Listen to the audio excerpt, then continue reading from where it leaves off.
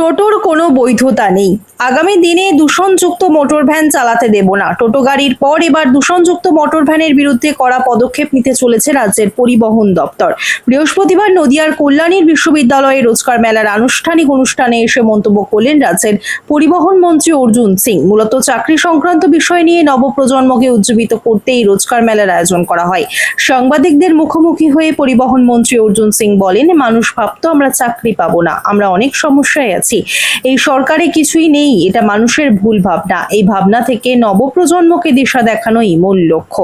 রাজ্যে বর্তমানে টোটো এবং দূষণযুক্ত মোটর ভ্যান নিয়ে অর্জুন সিং এর কড়া বার্তা। আমরা আগেই টোটো গাড়িকে রাজ্য সড়ক এবং জাতীয় সড়কে চলাচল বন্ধ করার নির্দেশ দিয়েছি। এবারে মোটর ভ্যান চালকদের সাবধান করে দিচ্ছি, আপনারা এই অবৈধ গাড়ি চালাবেন না। সরকারি নিয়ম মেনে দূষণমুক্ত গাড়ি চালান, সরকারি লাইসেন্স নিয়ে।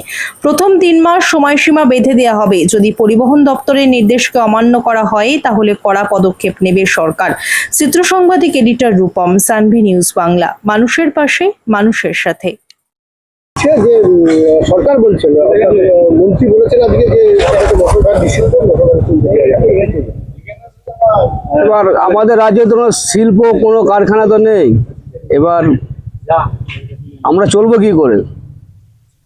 আচ্ছা, সরকার বলছে আপনাদের মোটর ভ্যান দূষণযুক্ত, পরিবেশের ক্ষতি হচ্ছে এবং এই যে আপনারা যেভাবে গাড়ি চালাচ্ছেন তাতে করে অনেকটা সমস্যায় পড়তে হচ্ছে।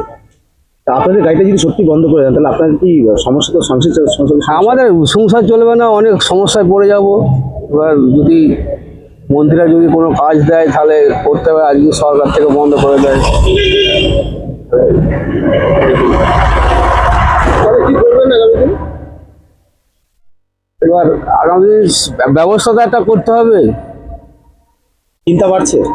হ্যাঁ, চিন্তা বাড়ছে। আমাদের রোডে উঠতে দিচ্ছে না, একটু ভয়ও করছে। পুলিশে জরিমানা করছে, বলছে ফাইন করবো। কি হবে আগামী দিন?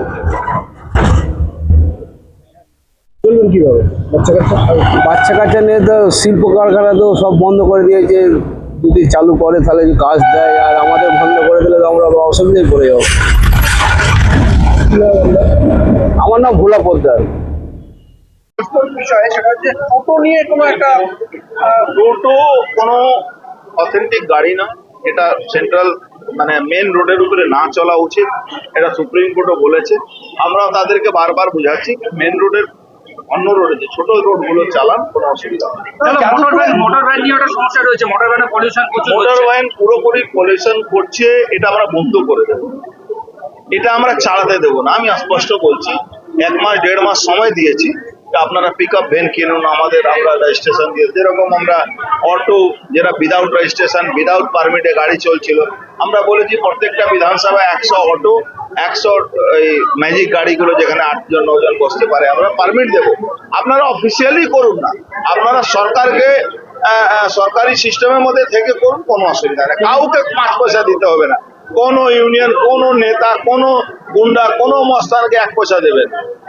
আপনারা সরকারি সিস্টেমের মধ্যে, আইনের শাসনের মধ্যে। পরিবহন দপ্তরে কি কোনো নতুন পলিসি কিছু আসছে?